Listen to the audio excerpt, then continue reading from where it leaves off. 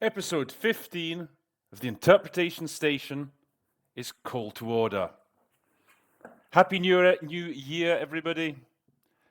Welcome to the first episode of the Interpretation Station of 2021.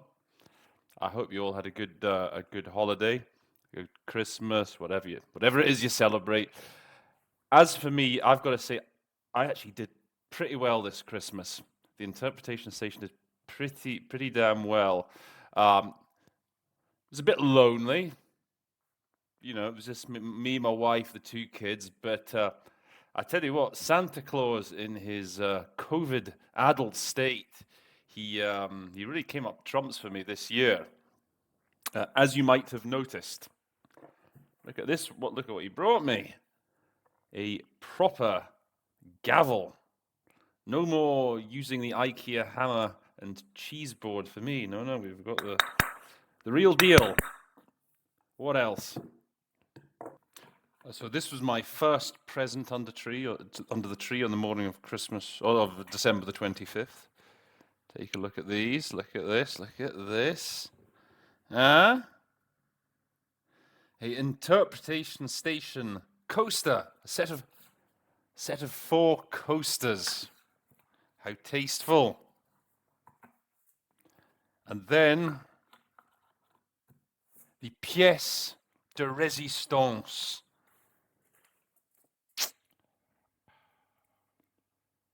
Look at that. Interpretation station water bottle.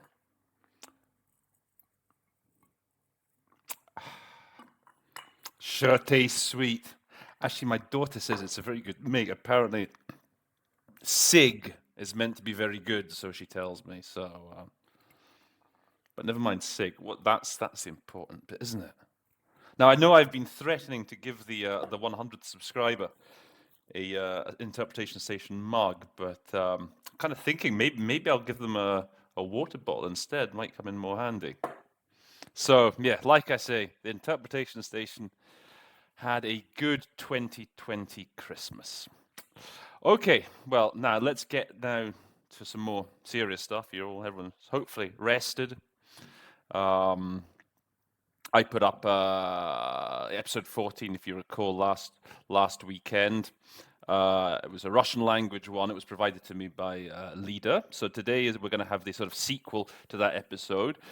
We did the first half of it. So if you recall, it was by the Russian ambassador to the Security Council, Vladimir Nebenzhy, and he was discussing the political and humanitarian situation in Syria. It was a very difficult statement, if you recall. It was done via the remote platforms. A lot of detail we had, if you remember. And so yeah, so today we're gonna have the second half of that.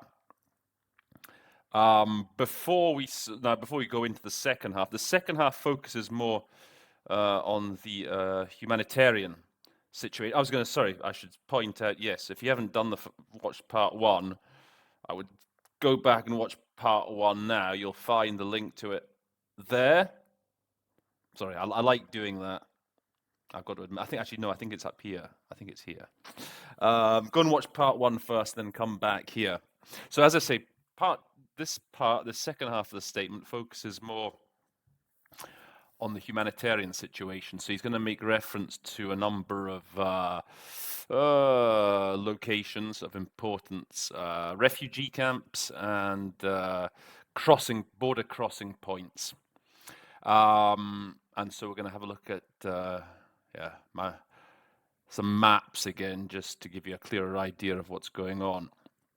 So the whole centerpiece, really, of the humanitarian situation in Syria revolves around resolution 2504, or at least it does now. That's the most sort of up-to-date resolution that sort of governs the humanitarian situation there. Now that was adopted during the summer in July, and I'm going to share my screen with you.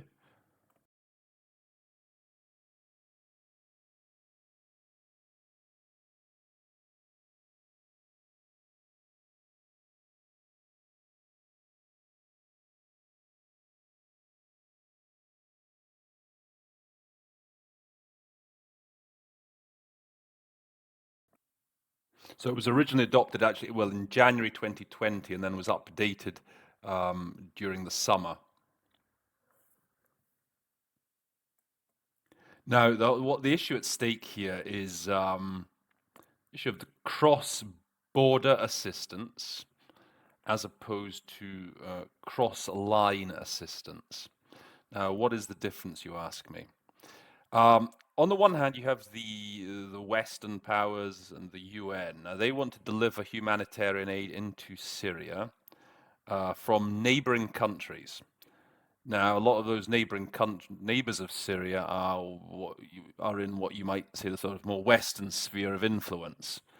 You know, you've got Turkey, which is obviously a NATO member state, and then you've also got Iraq, which is a US ally, and Jordan as well. So you know, the US, the international community, whatever, has good relations with those neighboring countries. And they want to be able to deliver humanitarian aid from those countries where they have military bases, and then they can deliver them to those parts, the adjacent parts, as it were, of Syria. On the other hand, you have the Syrian government and the Russians who say, no, Syria is a sovereign country, and Syria is perfectly capable of providing humanitarian aid throughout its territory, and that there shouldn't be outside interference. And as the war, over the last couple of years, has very much shifted in the Syrian government's favor, their capabilities, they're much more confident now, and when they say that, okay, no, we don't need this, we don't need to receive help from outside. We, with the help of the Russian friends, whatever, we are able to provide all the assistance we need ourselves from Damascus. So Resolution 2504 is, if you like, a sort of compromise. So this is the resolution here. And there's some useful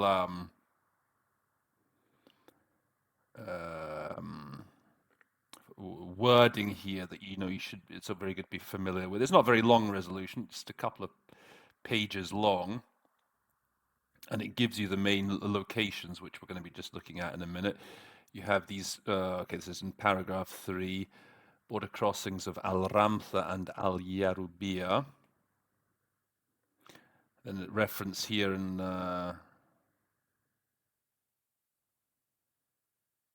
paragraph 5 to resolution 2254. Now that's really that's a crucial resolution. That's possibly the most important resolution of all to know about Syria, because that really sort of establishes the framework for the current political process that will hopefully lead ultimately to a peace settlement. So that is the most important resolution, 2254. This is some important wording in this paragraph 7. Calls upon UN humanitarian agencies to improve monitoring of the delivery and distribution of UN relief consignments and their delivery inside Syria. Requests the SG to conduct within 6 months of the adoption of the resolution an independent written review of UN humanitarian cross-line and cross-border operations, including recommendations on how to further strengthen the UN monitoring mechanism in order to ensure that humanitarian assistance reaches people in need through the most direct routes, taking into account the views of relevant parties, including the Syrian authorities, the relevant neighboring countries, and the UN humanitarian agencies and their implementing partners. So that's a very important paragraph, that one. It's good also there's a Russian version. It's always good to look at the translated version into Russian to understand properly those concepts. So this is the Russian version, so it's good to get the equivalent, of cross-line and cross-border. So the Russian equivalent aren't quite as snappy as their English counterparts. But so they talk about, as you see here, операция осуществляемых ООН через линии противостояния. So that's the cross line. That's the cross line assistance. And then this is the transgranicznych operacji. This is, of course, the cross-border operations. There's a couple of just other interesting phrases that are used that might be worth knowing, because they obviously, when they talk about these things, they do like to quote from the resolution. And so, I mean, for example, here in paragraph 6, when I was reading through it, this включая предметы медицинского назначения и хирургические принадлежности. And I was wondering, geez, how would you say that in English? And so here's the English version that you can just cross-reference. There we go. Including medical and surgical supplies. So that's, you never know, it's much, again, the English equivalent is much snappier than the rather lengthy Russian sort of euphemism for it. And there was just one other thing from the resolution I wanted to just point out. One other reference. Okay, in paragraph 5, they talk about, okay, they refer to the Geneva Communique as set forth in the ISSG statements. Now, the ISSG is the International Syria Support Group. So, the Geneva Communique, this was drafted by the ISSG, which was the sort of main entity at the time, back in 2015, that was the main entity that was trying to start a peace process. You tend to hear a bit less about them now, but nevertheless, they, that peace process has sort of evolved over the last 5 years. But it still gets referred to sometimes, and the Russian equivalent is by no means clear if they happen to throw it out, if you happen to hear. And I think I have heard it used in the last couple of years. So here, if paragraph 5, в заявлениях МГПС, Международная группа по поддержке Сирии.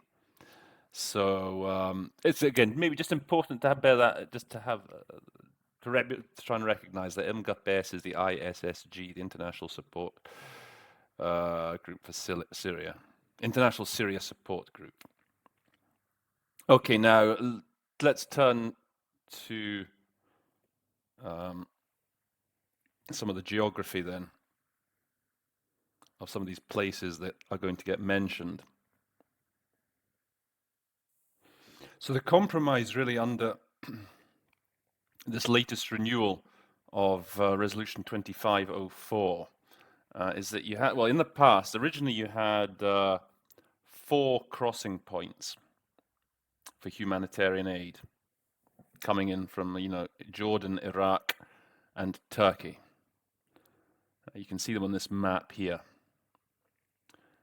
So you've got, these are the 2 from Turkey, Bab al-Hawa and Bab al-Salama, which I know Bab means in Arabic. I mean, I studied a bit of Arabic, right? So it means door or gate. So I'm guessing Bab al-Salama is peace gate, and al-Hawa might be something to do with air.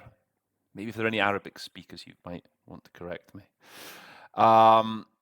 Then those are the 2 with Turkey. Then down here you've got there was now a crossing point with Jordan called Al-Ramtha, and up here in the northeast, Al-Yarubiyah, and that was the border crossing with Iraq.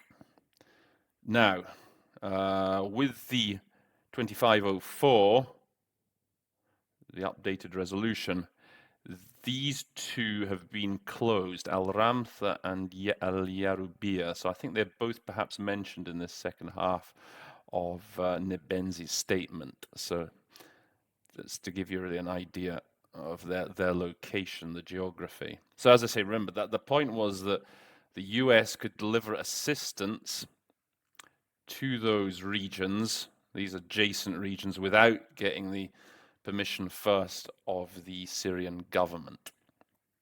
Now, these 2 are remaining open, on the other hand. So Bab al-Salama and Bab al-Hawa.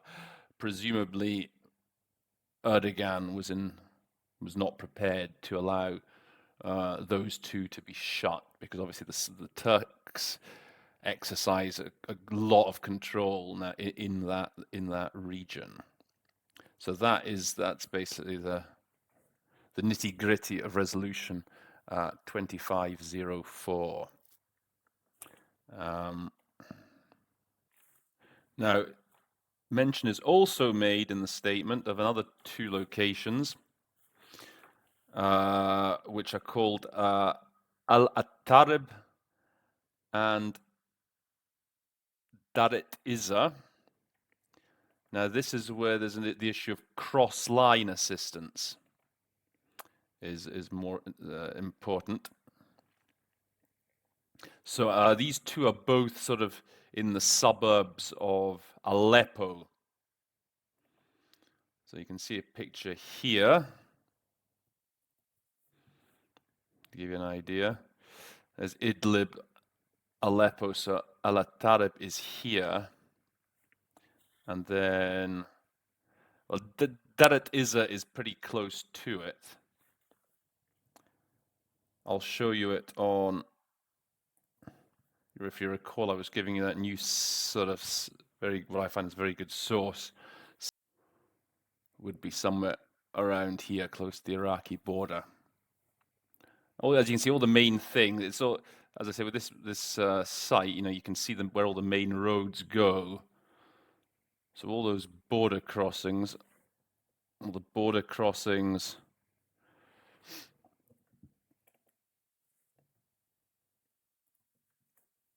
All the border crossings, refugee camps, main infrastructure, they're all located, you see these these are the white lines, these are the main roads. So they're all sort of located within sort of striking distance of these main sort of arteries, these main roads. Okay, so that is gives you a little bit of an overview then of the humanitarian situation currently in Syria. So I think with that, that's enough to get us going then to the second half of Nyebienzi's statement. So remember, usual drill, go to the description box either here or in part 1 and download the statement, follow the link to the original statement by Nyebienzi. That's step 1. Step 2, record yourself doing the statement. Step 3, print off Nyebienzi's statement so that you have it in your hands. And number 4 is watch the show and take notes. It's the famous 4-point plan. Follow the link, record yourself, print, watch. The FRPW plan, the FRP plan. As I said, very catchy, very catchy. So you do that, and then we'll see you on the other side, and we'll look at how Leader did the second half of that statement for us.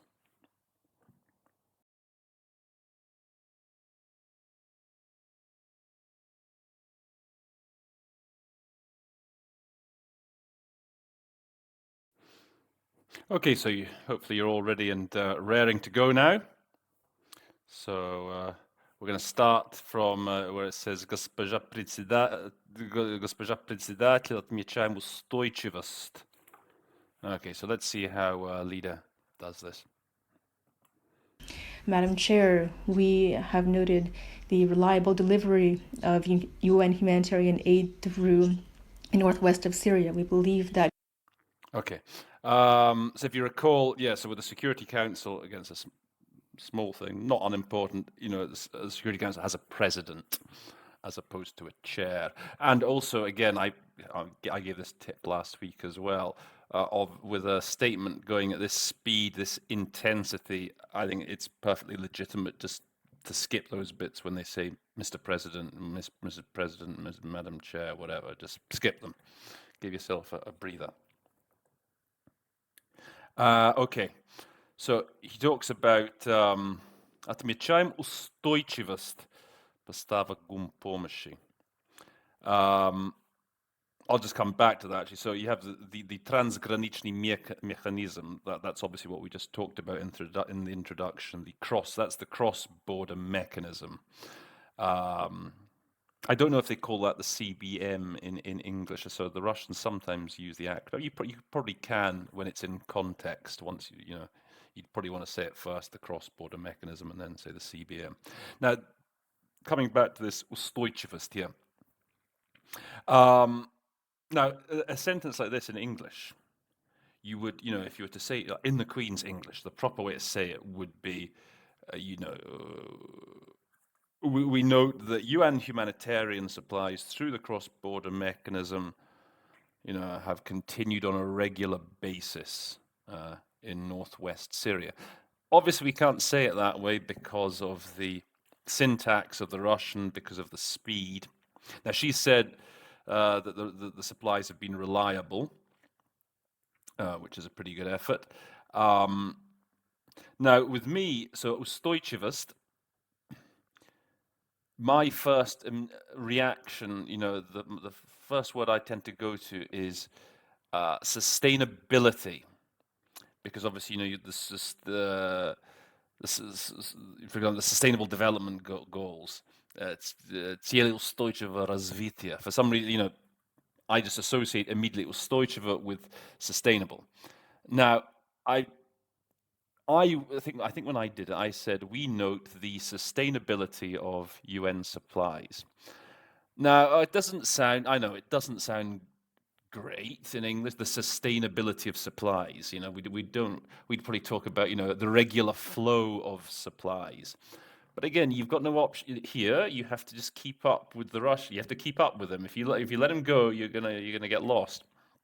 Now, the good thing is, now you've got the Russian. You always got the ambassador's minion, who's going to be, as I say, listening into what we, the interpreters, are saying. And that's a bad thing. But the good news is, viewers, that you can trick the minion. Because now in this instance, as I say, usually when you interpret, your main customer, your main client, are the other delegations who don't speak Russian, and who want to hear what he's saying in English. However, de facto, when you're interpreting the Russian ambassador, your main client is actually the Russian delegation. They're more important than the other delegations, because it's the Russian delegation that are going to stop you and who are going to. So you've got the minion there listening in hard to what you're saying. Now the thing is, the minion will have pretty good English probably, and he will know that устойчиво, the classic go-to word in English is sustainable. Устойчиво, sustainability. So even though in normal English, if I was to say, we note the sustainability of UN humanitarian supplies, I know it sounds a bit wonky, doesn't it? But guess what? The Russian minion, he hears sustainability and he will think, yeah, that sounds all right. Good guy. And let me go on. And that's the main thing. So yeah, you can actually trick the Russians a bit by. The important thing is to find the words that they will like, and that's the way to do it. Okay, let's go on. Humanitarian workers have the capacity that they need to prepare for the winter.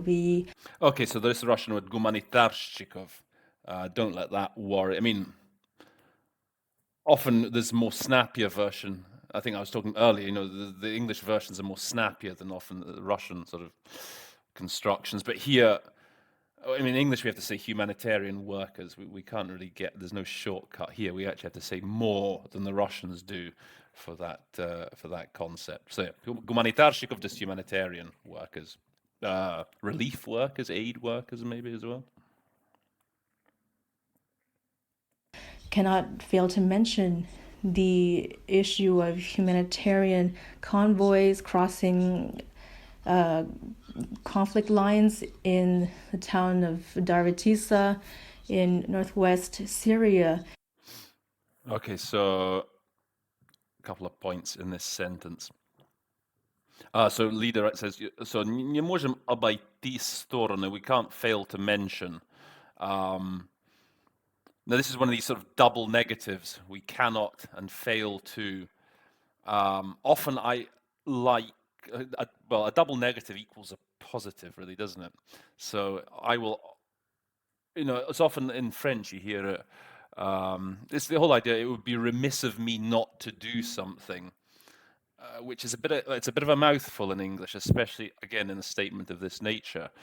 So one solution I would maybe try and get in would just say we must mention, we must emphasize. So just go straight to the positive. Don't double negative it. Just say the affirmative, as it were. Now, this phrase here, "nabivši всем askaminu," you run into this one maybe once a year, once every 2 years. So I missed it this time. I couldn't remember it. I recognized it, but I couldn't remember the meaning. So it just basically means tedious or tiresome. So you're gonna get it every now and then. This sort of idiom, I guess. Linis соприкосновения. So she said the conflict lines, which that's good. I know in the Ukraine conflict they often put the contact lines, but yeah, it's basically where the two front lines meet on the two sides. So what she said, conflict lines, was very good. Contact lines, whatever. And okay, these two locations just outside Aleppo that I talked about in the introduction, Atareb and Daret Iza. We've been hearing since April about the lack of agreement between all parties concerned when it comes to organizing this convoy within Syria. Okay, so she said for dogovorенности, she's used agreement. I like to use arrangement just to sort of differentiate it from an agreement, because I think there is in Russian there is a difference between соглашение, for example, and договоренность. So I think соглашение is more official, like an agreement or a treaty, whatever. Or you got договор also for a treaty. Договоренность is slightly more informal.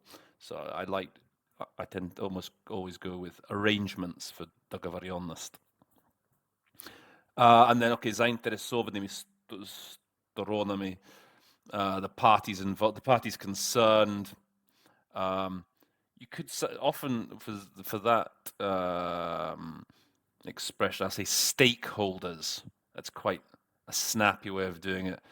All the more so since I think it was end of December. I was in a meeting and it was on something completely different. It was on trade, something to issue with trade, and they were it was a sort of they were drafting an agreement, or drafting a report or something, and the Russian guy was putting forward a proposal, talking about whatever it was, and всем заинтересованным сторонам, and he was like, "How should we do this? How should we?"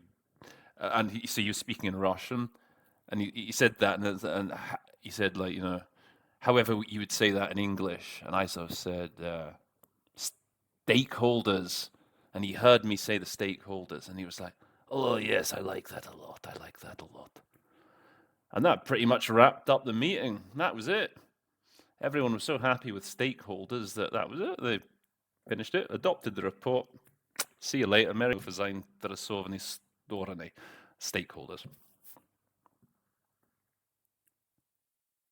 It's surprising that we have not heard comments from our colleagues about the inability of the parties to come to an agreement.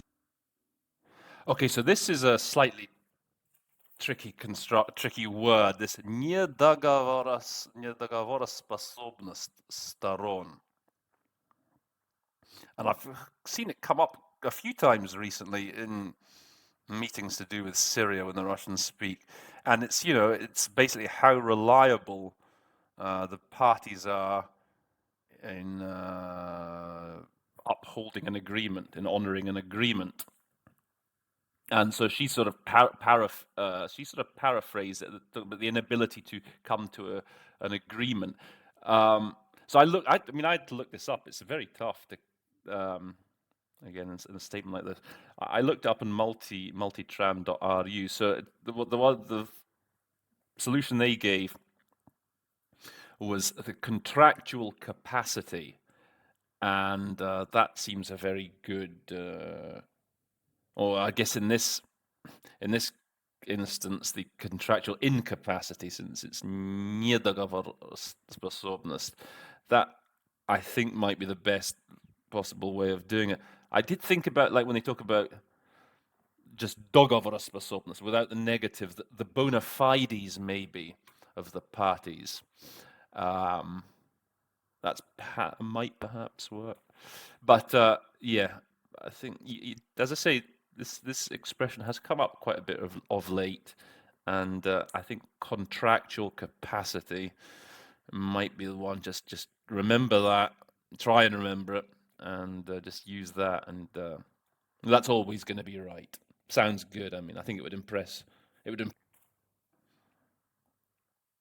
Or there are violations of humanitarian principles, while Damascus, which has expanded permissions for convoys in various regions, is constantly being criticized for this. Okay, so разрешение на проход. Разрешение is sort of agreed language, maybe from the resolutions. They talk about authorizations.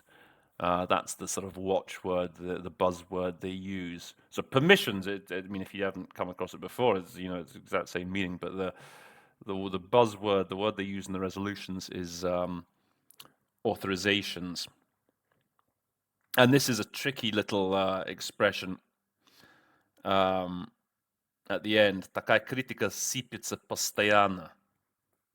Again, now in the Queen's English, you would probably say,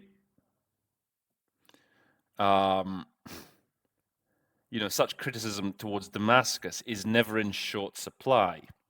I think that's maybe the best way of doing it. Or you could, you know, so leaders use, they're often criticized. Now, I say this as a never in short supply. That would be the best way of doing it. But you know, good luck to you trying to remember that in the heat of the moment. You know, perhaps, you know, if you have the statement before, if you get it beforehand, then you can sort of play around with it a little bit. But yeah, the fact is, you have to accept that in a statement of this kind, and let's say if you haven't got the statement, the text, you just have to revert to the simplest solution in English that gets across the same meaning. Okay, like Leader did, basically. They're often criticized for it. They're often rebuked for it, as a bit, maybe a slightly fancier way of doing it. But yeah, don't worry if don't be put off if you hear the Russian come out, it's a slightly sort of more exotic phrase, and you know exactly the meaning of it, and you're tempted to try and find that equally exotic English solution. And sometimes, again, it can all fall apart. So you just sometimes have to, like, as we used to say at school, you have to just play a straight bat.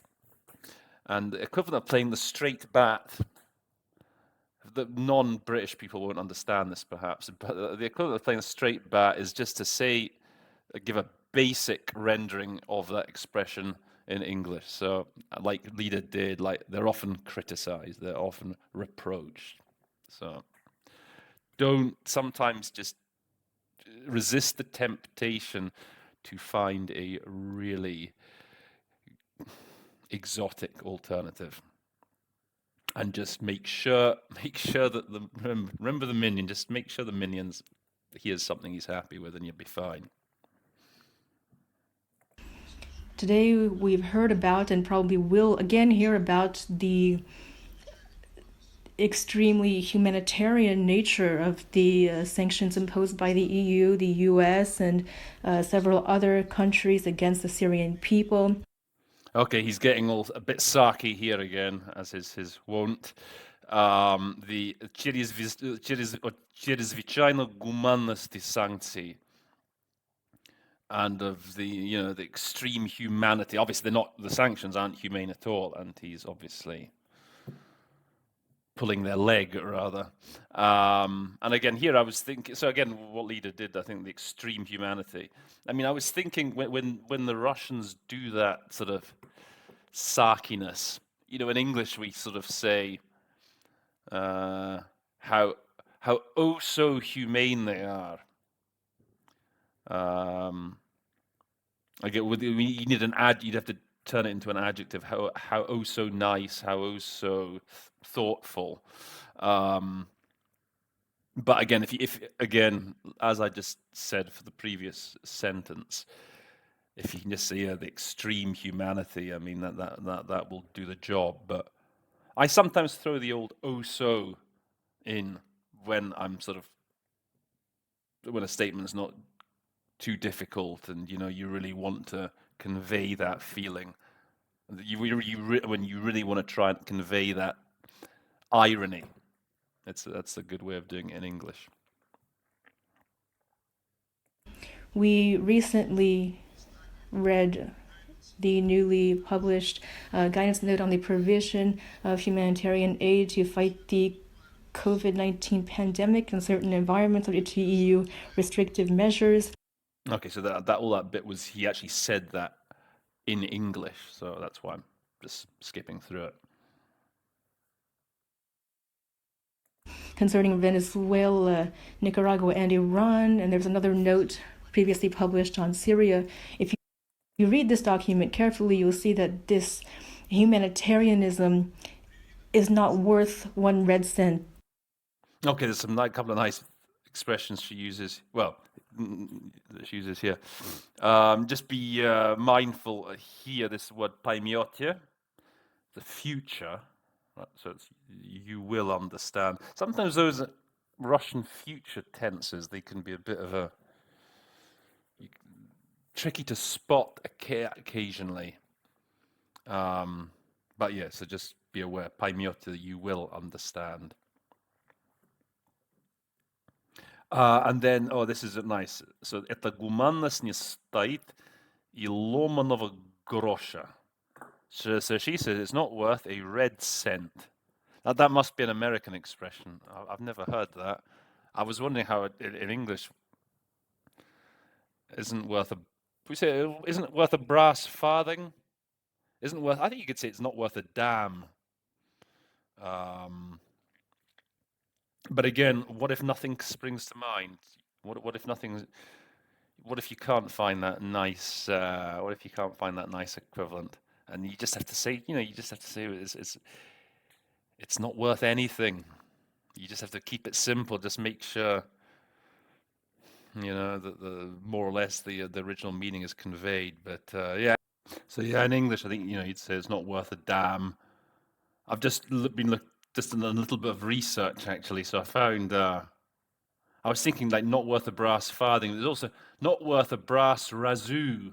This was apparently an Australian phrase that was first recorded in World War I slang.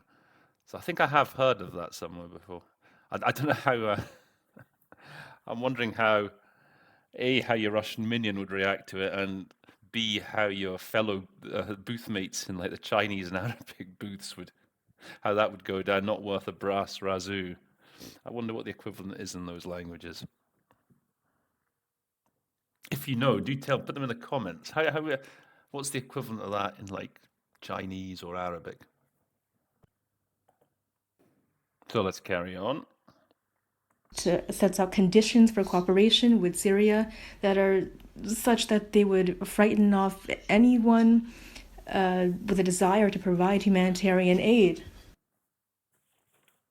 Now here's a perfect example of one of these sort of Russian euphemisms that can really be compressed in English. Okay, so at the end of this sentence, this whole construction, желающего предоставлять гуманитарную помощь. Now the thing is, in English, all that can be whittled down to one word, which is donor. Now, I get it. You're going to say to me, Roland, when he starts saying that, how on earth am I going to? How can I know that? How do I know that's going to just come down to donor? And you're right. You don't when you go, потенциального желающего предоставлять. You're probably going to end up following it along, saying to anyone wishing to provide humanitarian help, as leader has done, and that's perfectly okay. But what you can sometimes do in English, obviously, is not so much correct yourself. So I was always, taught that going back and correcting yourself is generally not a good idea, and that's definitely something I agree. It tends to be more trouble than it's worth, and you'd end up often you'll end up losing the next clause, the next part of the sentence. But what you can do, okay, is in English, and you can sort of say, okay, those wishing to that would scare off, frighten off, scare off anyone potentially wanting to provide humanitarian help, any donors. You can make it affirm. You can sort of reaffirm it, reiterate it, if you like. It's not so much a correction as maybe in that moment it comes to you. Jesus, all he's talking about are donors, and if you have that moment where you can just throw that word in, and if it makes the sentence clearer, then I think you can go for it. But again, it's entirely dependent on how I say this all the time, it's entirely dependent on how you're feeling in that moment. And if you feel, you've said it, those wishing to provide humanitarian assistance, that's perfectly fine. But again, if that comes to you just then, I could say anyone wishing to provide humanitarian assistance, any donor, sort of reiterative. So sometimes you can, think about, that's, I think, a legitimate tactic. Despite external pressure and constant tightening, despite the coronavirus pandemic of illegal sanctions. So here this phrase, that постоянное ужесточение, даже на фоне пандемии коронавируса. It's one of these it's like a bit of a gerundive, isn't it? Despite the constant tightening, I think she said, leader, the constant ужесточение, I'll often go with toughening, but yeah, toughening, tightening. Even in the light of the coronavirus pandemic, na fonie, I usually say, in the light of, you have maybe there's against the backdrop of, but that always seems to be a bit more of a mouthful to say than just in the light of. So yeah, I would probably say the постоянное ужесточение, the continuing or the ongoing toughening of the sanctions. Yeah, especially with sanctions, you tend to toughen sanctions, tightening. Yeah, they're both equally good. Which are hammering ordinary people. The Syrian government is continuing to try to resolve the situation, and one of their которые бьют, which are hammering. Again, I think in the Queen's English, you'd probably say, it would be like the regular people are bearing the brunt of. But this is, in this, under these circumstances, it's a very good hammering regular people. Прилагает усилия по,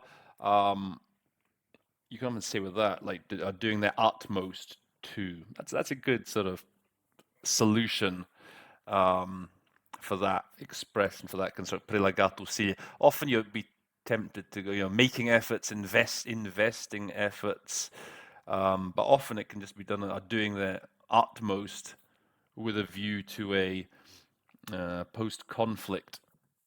So урегулирование, this is a word they use a lot in Russian, a settlement. And I almost think they want to hear settlement.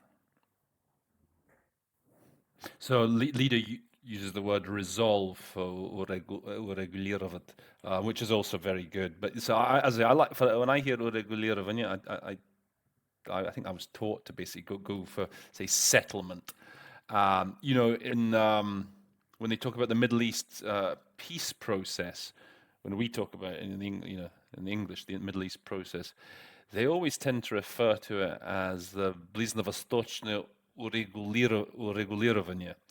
You tend to hear less мирный процесс. For them, it's like all about урегулирование. In fact, they call it the BVU, They sometimes use that as an acronym for the bliznovostochne uregulирование. So yeah, I'm tempted to often when I hear uregulирование, I tend to just like to say settlement.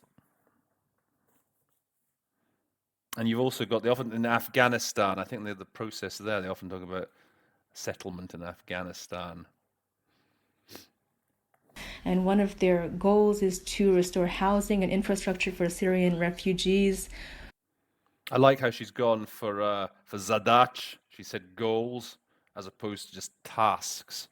I mean, the Russians do like their zadach, and there's a temptation always to use task, but goals is a good alternative. Or challenge. Actually, that's a new one I've tried to introduce with zadacha. A challenge. So just to stop you just always using task. Who, whether or not our Western colleagues like this, are voluntarily returning home every day. Another one of these words that comes up in a lot of similar but slightly different contexts is восстановление.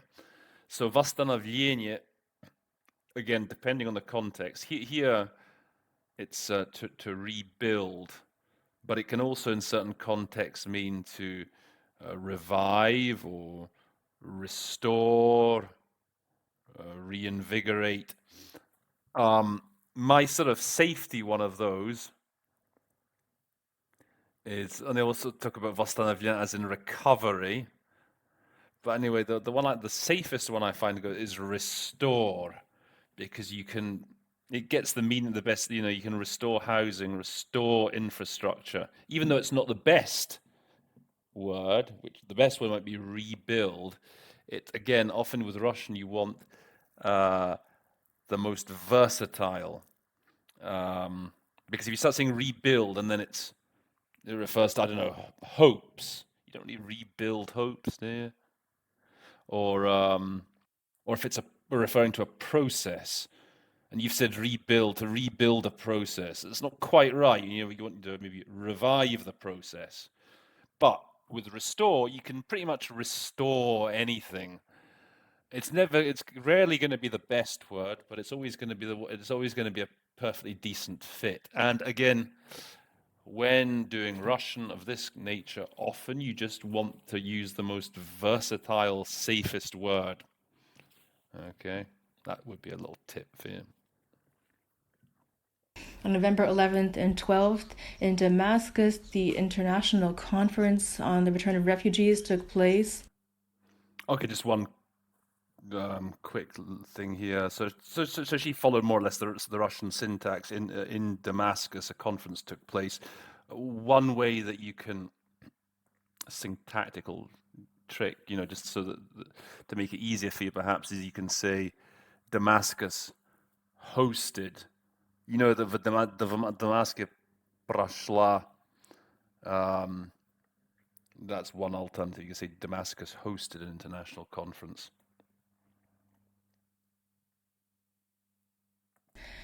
And over 20 states, international relations took part in this conference. Russia. I mean, leaders, the way she's very cool, actually, at her approach to this statement. She is sometimes just holding back, and then she's able to deliver very crisp sentences.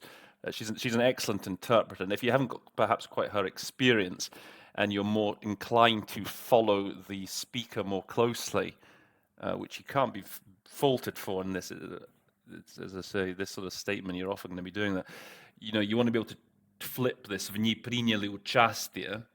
You would flip it by saying something like, there was the participation, something like that. There was the participation of representatives. Again, it doesn't sound in English doesn't sound that great, but the meaning is clear. And again, as I say, that is often the most important thing. You can say there was the participation there of more than 20 states and international organizations. Supported Syria in organizing this event and actively took part in it. Unfortunately, the UN took part only as an observer, which significantly limited its ability to take part directly in the work of the conference. Now, here's a classic example of something an adverb that can just be dropped, perhaps. Что существенно ограничило возможности. I mean, you can say which significantly limited the UN's ability to participate. So she gets it in, but for example, that is, I don't think anyone could really blame me if you just said which limited the ability of the organization, which restricted. I think restricted is a bit stronger. Remember, often when you have these Russian constructions, with the adverb and the verb, there's often an English verb that has a slightly stronger feel to it. So you got limited, but I think restricted is a bit stronger. It has a bit of a slightly more harsher nuance, I think.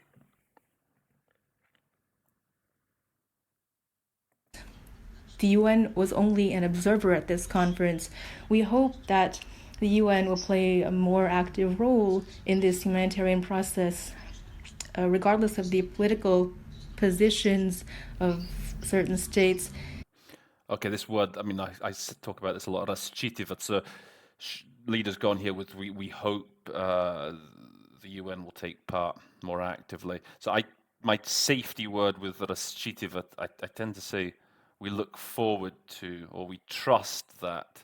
So here, if you say we look forward to the active participation of the UN, the good thing with look forward to is it can be followed by a verb, by a noun, as in this case, we look forward to the active participation, or it can be followed by, you can also say we could look forward to the UN actively taking part. And then, okay, this expression, без оглядки, basically means the same as несмотря на, this regardless of, notwithstanding the установки ряда государств, the positions or the stances, perhaps might be a good word here, the stance. These positions from our Western colleagues, especially the US, which itself boycotted the event and called on other countries to do so, speak volumes in one.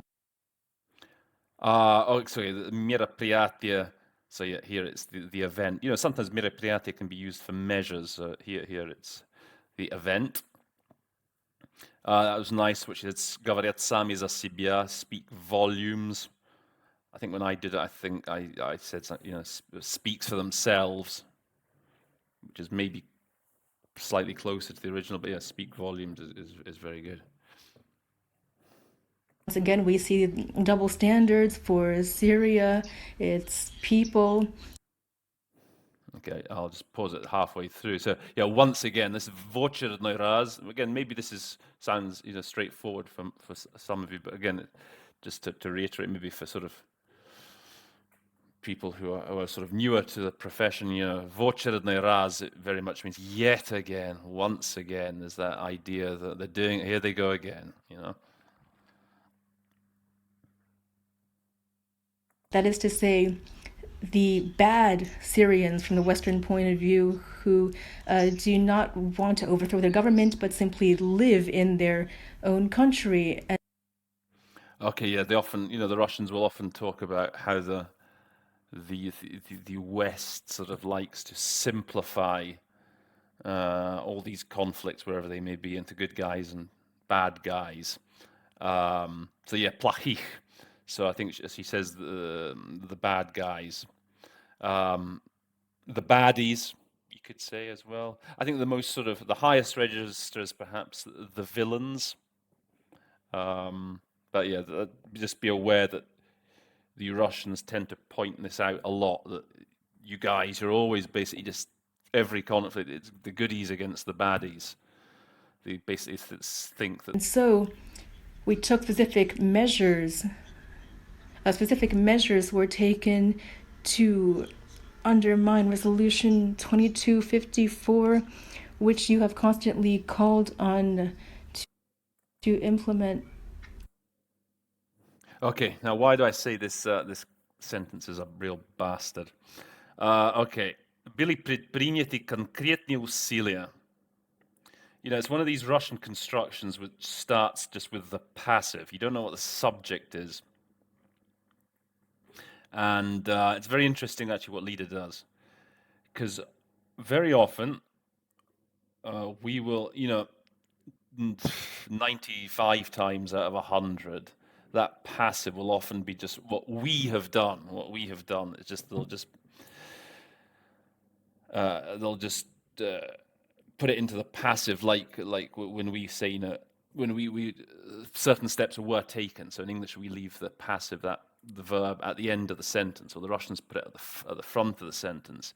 And you often take it for granted that he's just talking about what we are going to do. However, then you finish reading the clause. Были предприняты конкретные усилия. Okay, sounds so far so good.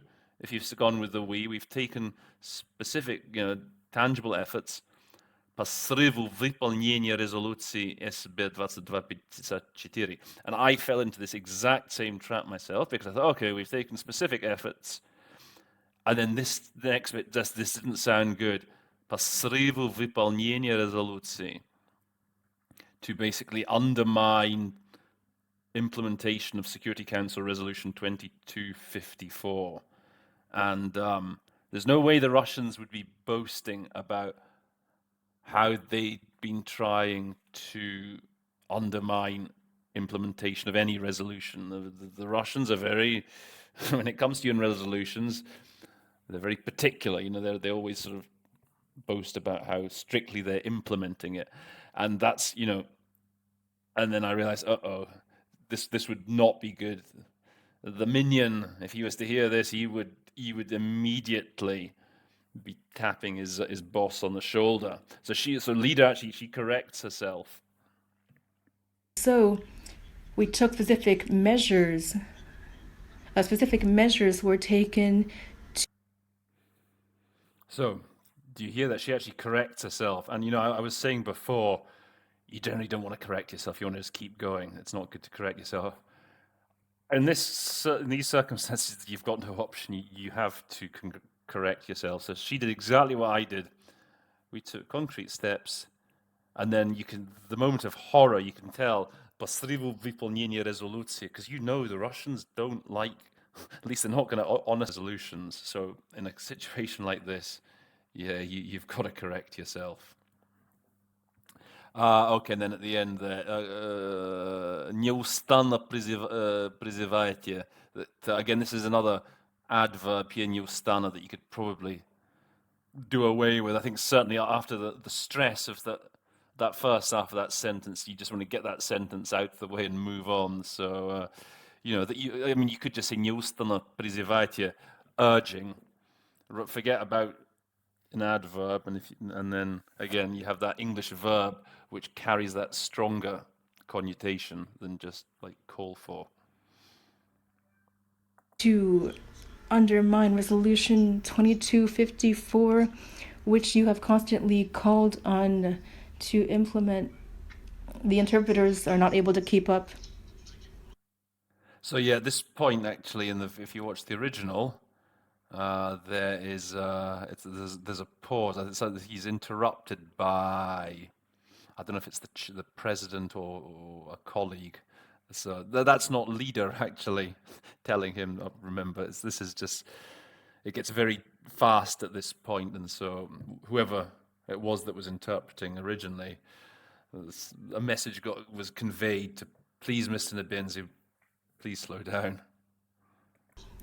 So, thus, specific measures were taken to undermine Resolution 2054, the implementation of which you have constantly been calling for. And this resolution clearly outlines the importance of the return of refugees to Syria. So this is a classic solution here again. So this sentence, в этой резолюции прямо прописано, so she doesn't go within this resolution, because then you're having to invert the rest of the sentence and things. She turns that locative vieta resoluta into a nominative. This resolution directly outlines, stipulates, sets forth a whole plethora of solutions, possible solutions. You've got articulates the need, etc. That's a very classic but very necessary skill to be able to do when interpreting Russian, to do that, to flip those locatives into nominatives.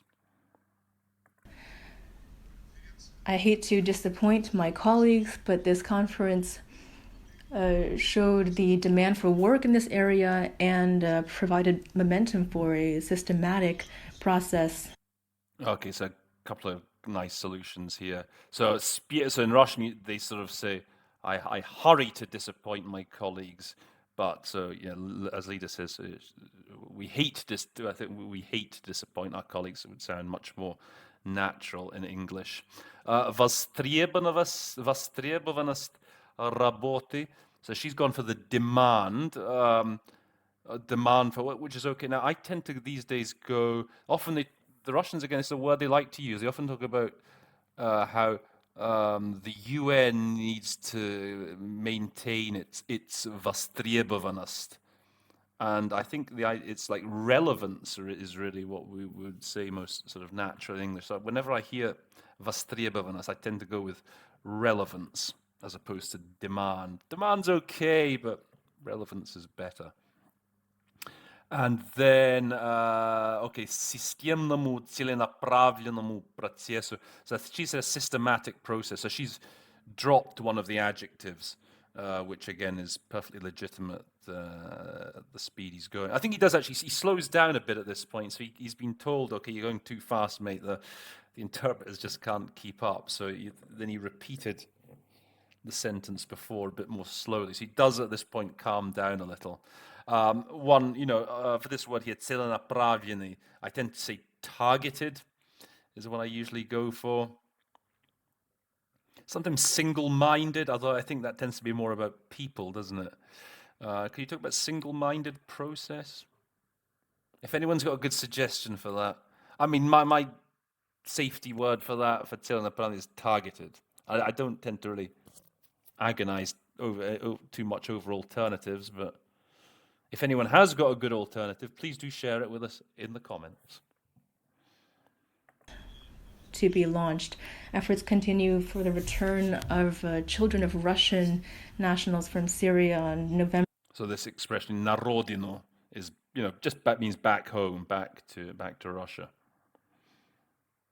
November 13th, another 27 Russian children were brought home, and since 2017, 123 minor Russian nationals have been repatriated. Okay, that's nice how she, so talking about vivizana. So they've been in Russian, he talks about them being taken out of Syria, whereas, in English, we would probably say, they've been repatriated from another country. And so she uses for несовершеннолетних, she uses a minor. Now, again, this is an interesting example of the difference between the choice of words in Russian as opposed to English. Because I was sort of thinking, all right, in English, if this was the BBC, right, what would they probably say? They would probably say, since 2017, 133 individuals 133 children under the age of 18 have been repatriated. I think that's how we'd probably say it in English. Children under the age of 18. I don't know if I can't imagine them saying on the BBC 133 minor citizens or 133 minors have been repatriated. Sort of conjures up images of this guy. But under these circumstances, again, it's perfectly legitimate to use minors to describe, the kids here. So that's fine.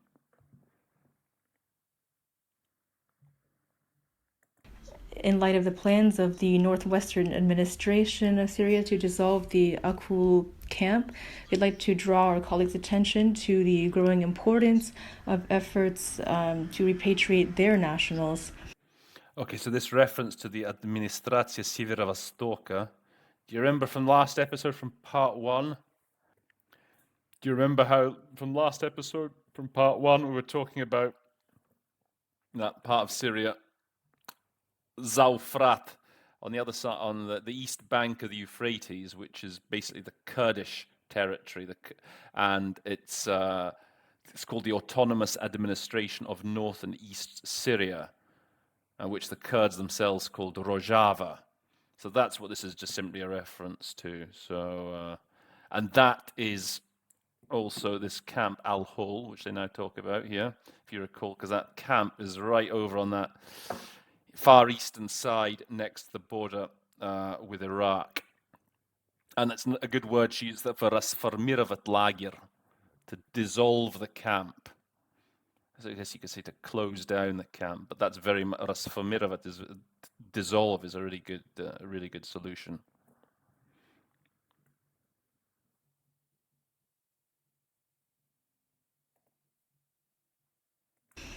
At the same time, it is important to pay close attention to the highly strained humanitarian situation in this camp. Also, okay, another example here of Russian construction that can be really streamlined in English. Уделить самое пристальное внимание. You know, I guess if you want to do it word for word, we need to devote very close attention to. And again, in English here, if you've got your wits about you, you can just really say, we have to focus on, or we have to zoom in on.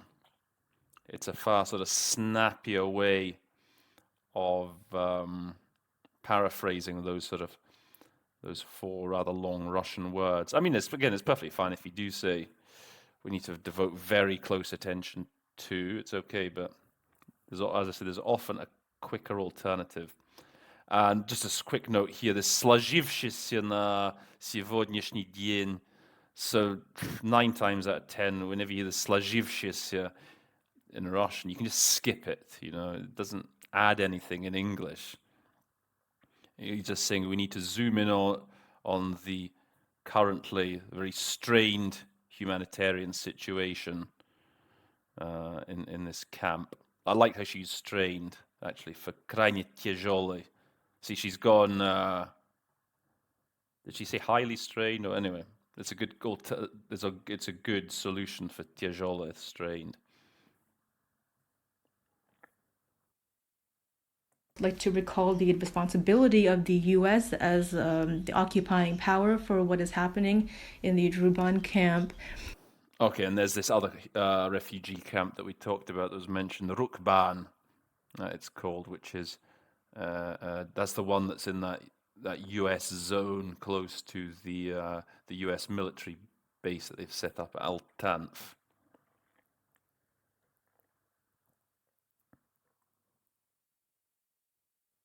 Madam Chair, we welcome the decision to hold a combined meeting of the UN Security Council on the political and humanitarian situation in Syria to optimize the work of the Security Council. Графика работы Совета Безопасности. So she just said the work. So graphic is often, when they refer to the graphica, you know, it's often to do with the schedule, the timetable, the tempo of work. I mean, it's not a crucial word in this context. It's not the end of the world if you just skip it as she has done, but just to let you know what graphic usually refers to.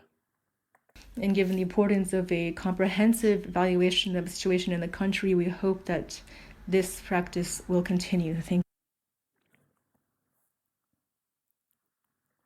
you. Again, just a couple of things here towards the end. Комплексно оценить. So she's gone with for Atsinit, well, comprehensively.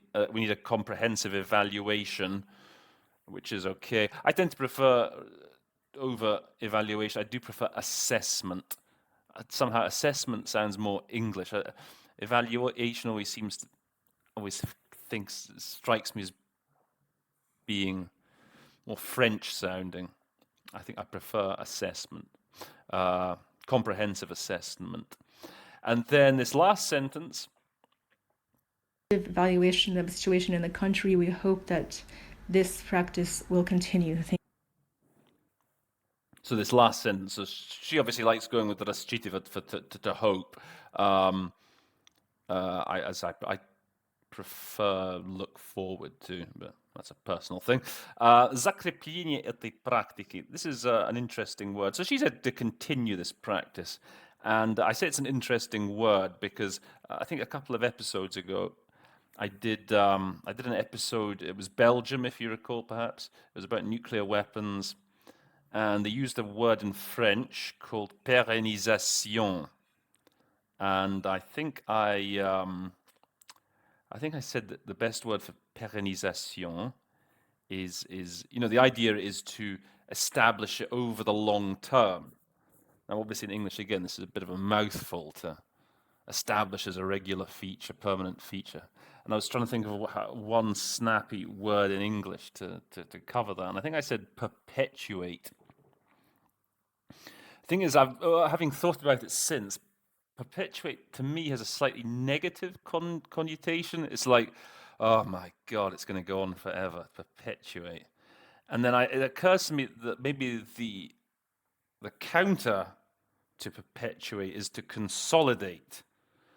Consolidate to me, again, has a more positive connotation. Oh, this is good. Let's keep it going. Let's make it a permanent feature, but in a good way, which is why I was going to suggest here, maybe to consolidate this practice. So because these ideas are often in all the languages expressed, this idea of establishing something for the long term.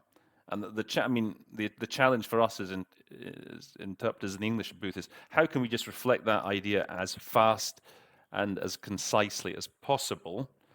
And so this is the conclusion I've drawn. So from now on, when it's something that's bad, I'm going to say perpetuate.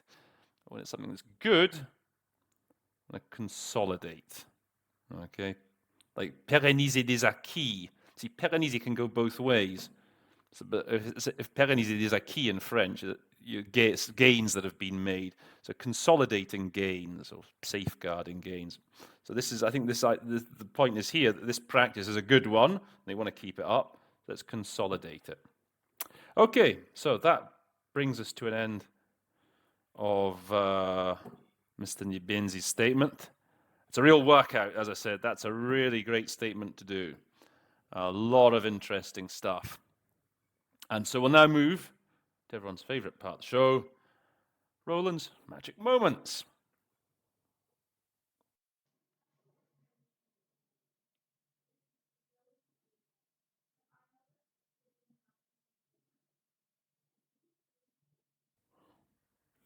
Just before we turn to Roland's Magic Moments, just to go back to that really devilish sentence from towards the end there that we were talking about, the были предприняты конкретные усилия по срыву выполнения резолюции СБ 2254. Suddenly, it occurred to me, I didn't say, okay, what's a way of getting around that? How could you do it right without, launching into it and then having to correct yourself? So I guess what you could say is there was the taking of tangible efforts. There was the, you could wait till concretnie усилия. If you're brave enough to wait for that, then you can okay, specific efforts were taken. If you're really hanging on to him very closely and you just hear были предприняты, you can say there was the taking of specific efforts to undermine the resolution.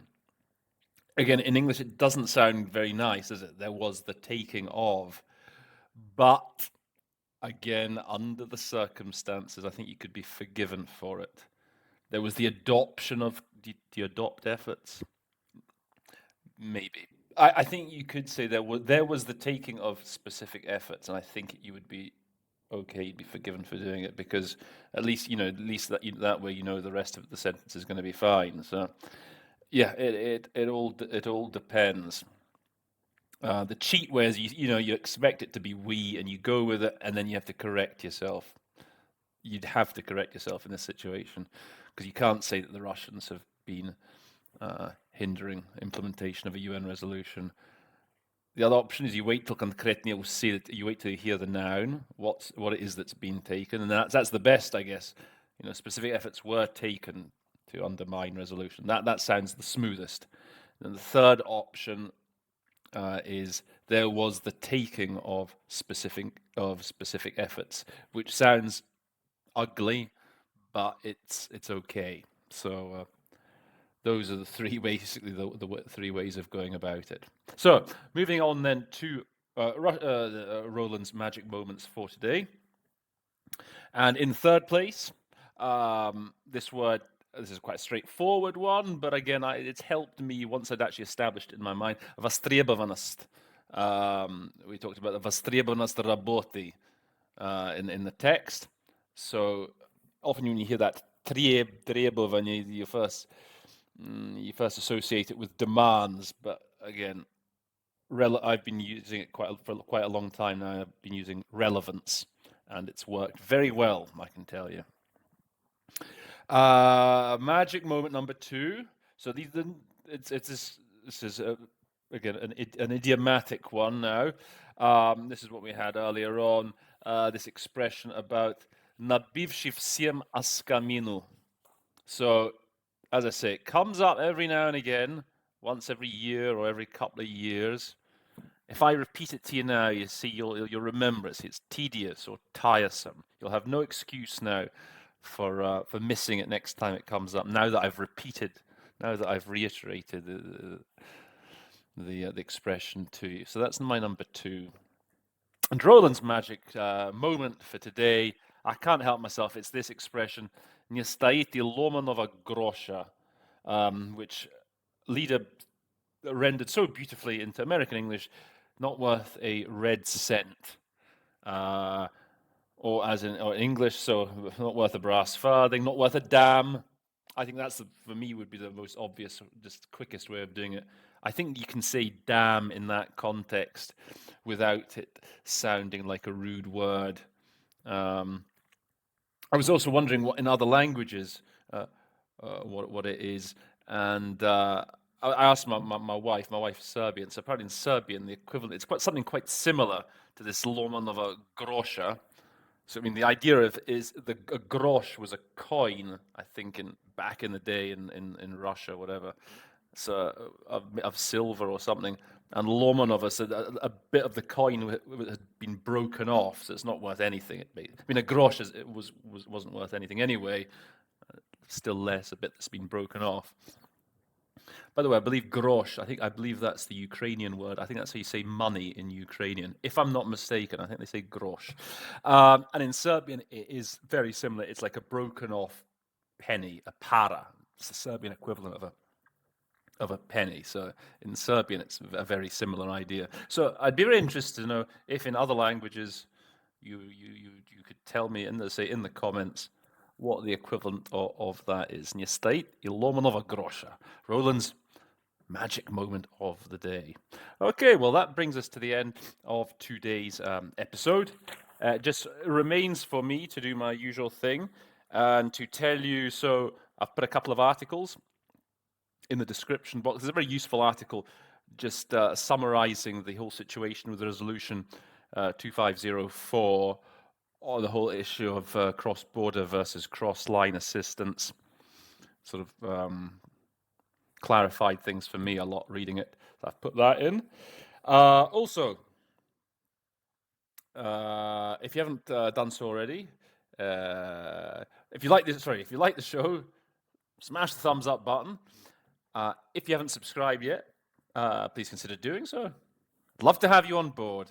By the way, sorry if a lot of you have been getting messages, strange LinkedIn messages from me. I can't help it. I've got to market the channel. I've decided that sort of LinkedIn is the best way of doing it. So I won't pester you too much. It's just a way where I can basically announce new episodes and things.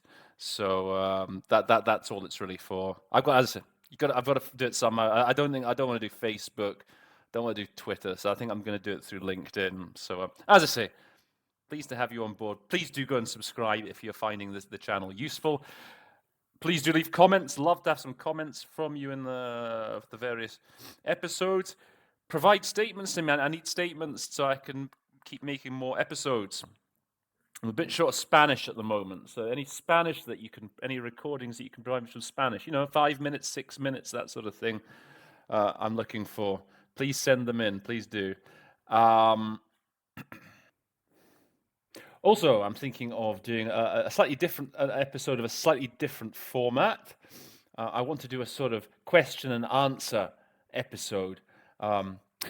It's a bit, what gave me the inspiration, I sort of on my LinkedIn channel, I know I've self-advertised myself as the Scotty Kilmer of conference interpretation. Scotty Kilmer, he does these car shows, millions and millions of subscribers, and his format is he just answers. The program is a 10-minute show. He just answers viewers' questions. So any questions that you could send in to me about interpretation, about language solutions, about best ways of revising for exams, how to become a better interpreter, anything related to interpretation, any questions, put them in the comment box and I'll try and make a show around that in the not too distant future. And that's pretty much it. Just a reminder that subscriber number 100 will of course receive a interpretation mug, or perhaps, as I say, this like a water bottle. Isn't that pretty? So yeah, keep subscribing, tell your friends all about the show. And I think that brings us to an end for today. So with that, all that's left for me to do is to say that episode 15 of the Interpretation Station is adjourned.